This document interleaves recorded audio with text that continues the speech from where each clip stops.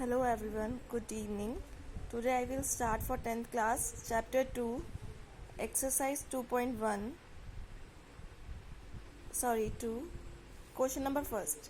This one is a question. इसमें आपको शून्यक निकालने हैं यानी कि जीरोस. एक टर्म दे रखी है, आपने आई थिंक 9th क्लास में सॉल्व किया होगा कि इसको ब्रेक कैसे करते हैं.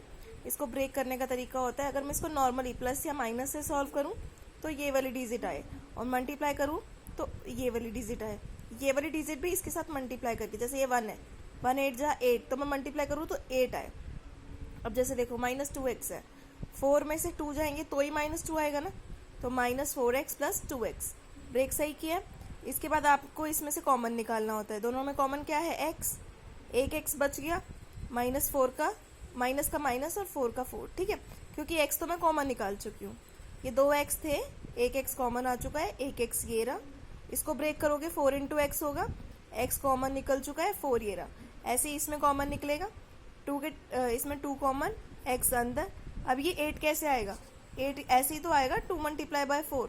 4 को अगर 2 से गुना करोगे तो ही ना 8 आएगा. तो बस अगर 2 कॉमन आ चुका है तो बचा क्या? 4 माइनस का माइनस. आपको मोस्टली ये वाली डिजिट और ये वाली डिजिट सेम मिलेगी, तो ये एक ब्रैकेट बनता है. बन गया. और इनको भी सॉल्व करना होता है. देखो इसके इधर माइनस मुझे यहाँ निकालना था ना, अब ऑफ कोर्स ये फिर प्लस में होगा तो +2. अब ये एक वैल्यू बन गई और ये एक वैल्यू बन गई. अब इसको सॉल्व करने का तरीका आपको पता है. अगर x + 2 = 0 होगा तो x = -2 आ जाएगा. x - 4 = 0 है तो x = 4 हो जाएगा, क्योंकि अगर =2 के राइट हैंड साइड या साइड चेंज करते हैं तो साइन भी चेंज हो जाते हैं. जैसे ये प्लस था तो इधर आके माइनस, ये माइनस है तो इधर आके प्लस. आप लोग 10th क्लास में हो, मुझे लगता नहीं बताना चाहिए, but still I am saying.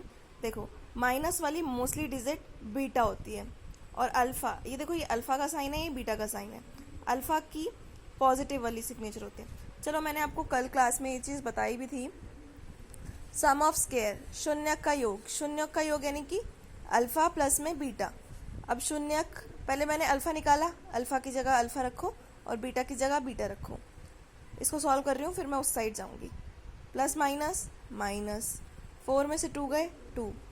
अच्छा एक चीज़ और याद रखो, एक A B C ये डिजिट है. A हमेशा x कोई स्क्वायर डिजिट होती है. जैसे x के पास कोई स्क्वायर है तो वो A है.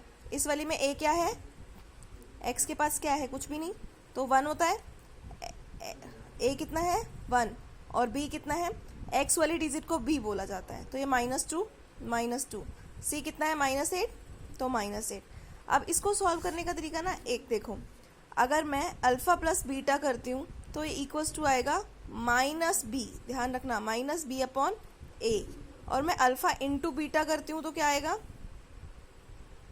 c/a. c यानी कि कांस्टेंट, आप ऐसे याद कर सकते हो, ये कांस्टेंट होते हैं. a हमेशा x स्क्वायर वाली टर्म होती है और ये हमेशा नॉर्मल x वाली टर्म होती है. Now start.